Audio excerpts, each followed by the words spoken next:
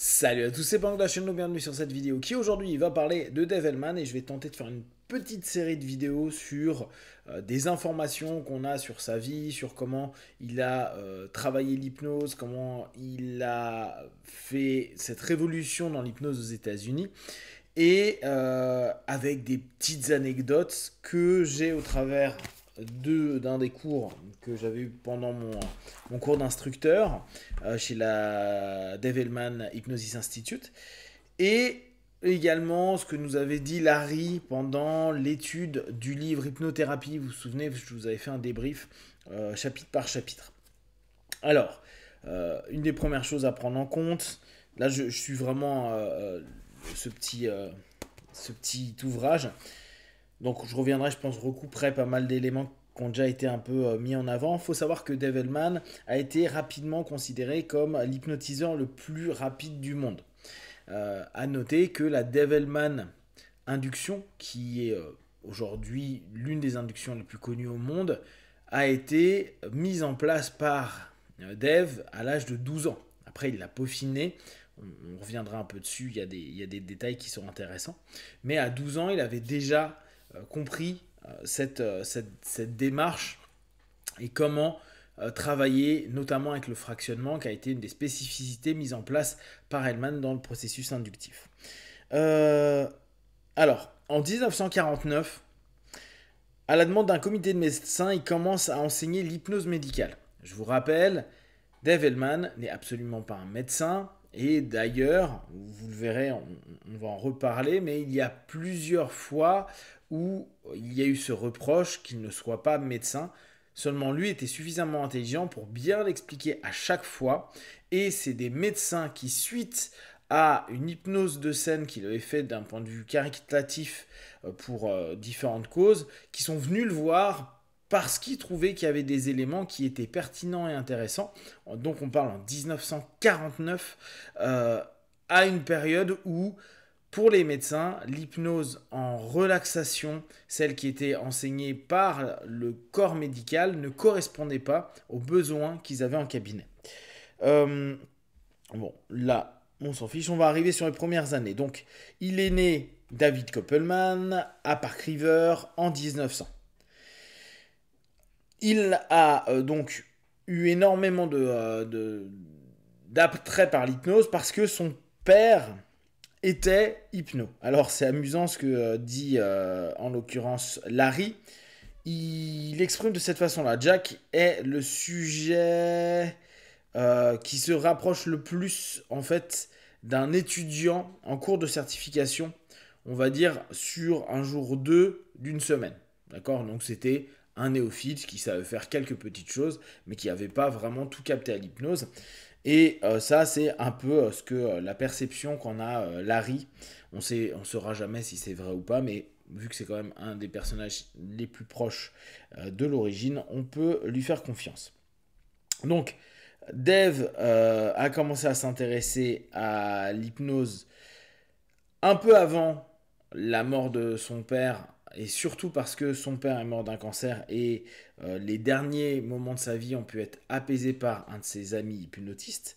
Donc à partir de 8 ans et demi, il a été en quête d'une hypnose médicale. Vraiment de cette hypnose qui n'est pas de l'hypnose de scène, mais cette hypnose pour apaiser possiblement les douleurs. D'où le fait que, et je vous le dis souvent, l'hypnose hellmanienne est avant tout une hypnose basée pour la gestion de la douleur, une hypnose qui est basée pour permettre un apaisement et pour les douleurs chroniques et pour les douleurs aiguës, permettre pendant les opérations diverses, que ce soit des dentistes, que ce soit des chirurgiens, que ce soit des infirmiers, etc., qu'ils puissent avoir un principe hypnotique qui offre une analgésie / une anesthésie, le cas échéant. C'est vraiment le cœur de l'hypnose hellmanienne.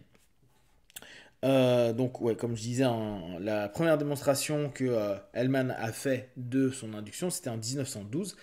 Étant né en 1900, il avait 12 ans. Plusieurs années plus tard, Dave devient hypnotiseur de scène dans un vaudeville. Donc, c'est quelqu'un qui a énormément hypnotisé, qui a fait énormément de scènes. Et ce qui est assez intéressant même si nous en France aujourd'hui, on est un peu dans ce refus à dire que les hypnotistes de scène, voire les hypnotistes de rue, sont des thérapeutes. Pour autant, si on reprend le principe de l'hypnose médicale, quelqu'un qui arrive à te faire une induction, des approfondissements et arriver dans un état somnambulique très rapidement, les plus grands spécialistes, même si, bien sûr, il y a des sélections, restent les hypnotistes de rue et les hypnotistes de scène. Donc, pour un hypnotiste de médical, l'important, c'est cette efficience, surtout en tout cas à cette époque-là.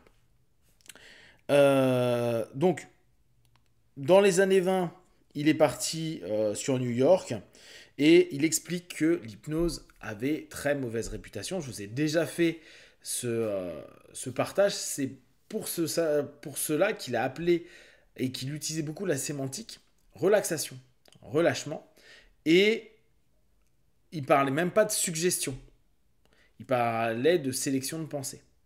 Donc, il a mis énormément de côté et dans les retours que je vous ai faits, des petits ouvrages que vous propose Brice Lemaire sur le travail d'Hellman, à chaque fois on voit que dans les cours qu'il donnait, il n'utilisait pas le mot hypnose, voire même il disait aux médecins qui étaient là, n'utilisez pas ce mot parce qu'il fait peur, parce qu'il gêne.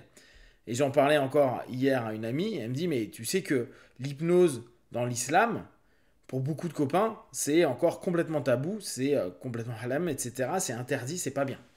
Donc, on sait très bien, hein, la religion, et puis même, on va dire, les cultures, sont très apeurées par la notion de l'hypnose, même si aujourd'hui, vous pouvez le voir à la télé. C'est pas pour autant que ça n'a pas encore cette image magique, et j'ai encore pu le constater au Salon du Bien-être, où pourtant... Maintenant, je me dis, ça y est, ça, on en a parlé dans tous les sens, on l'a décrit, on l'a partagé, on l'a prouvé, Et bien, il y a plein de gens qui pensent encore que c'est un don, que tout le monde ne peut pas le faire, qu'il faut quelque chose, que c'est bizarre, que blablabla. Donc, imaginez dans les années 1930, 40, 50. Bon, après, il a fait pas mal de choses, Hellman, notamment en 49... à la demande donc d'un comité de médecins qui a été témoin de ces inductions rapides et autres avancées, Hellman a commencé à enseigner son cours d'hypnose médicale, donc en 49. Il a continué à enseigner jusqu'à 62, il a eu une crise cardiaque, et après de 62 à 67, au moment de sa mort, il a continué à travailler sur tout ce cheminement sur l'hypnose. À savoir qu'il était en lien... notamment grâce à son émission radio, parce que à la fin du vaudeville, il a arrêté, c'était devenu obsolète, il n'y avait plus ces troupes qui allaient partout dans les États-Unis, il y avait la radio et la télé qui arrivaient après, qui ont complètement détruit ce type de boulot-là. Donc lui, il est parti sur New York, où il a composé, il a fait beaucoup de choses, et il est arrivé à être MC, donc sur une radio qui s'appelait sur une émission radio qui s'est appelée Hobby Lobby. Il s'avère même que Hellman a été millionnaire. C'est quelqu'un qui a gagné énormément d'argent et qui a tout perdu parce qu'il ne faisait pas confiance avec la possibilité de la télé qui a rincé la radio à cette époque-là. Et là, il a tout perdu d'un point de vue financier. Donc, il a même travaillé avec Eleanor Roosevelt, notamment pour différentes logiques liées à demander des dons, etc., etc. Je vais m'arrêter là pour cette première partie. Je vais venir après sur une seconde partie où on va voir que Hellman a fait beaucoup de choses avant d'être vraiment que focalisé sur l'hypnose. Si vous avez déjà des questions et des remarques, vous les partagez sur Facebook, YouTube, j'y répondrai le plus rapidement possible. Et comme d'habitude de tout ce que je propose, ne prenez que ce qui est bon et juste pour vous. Testez, observez, analysez et concluez. Be one. Ciao.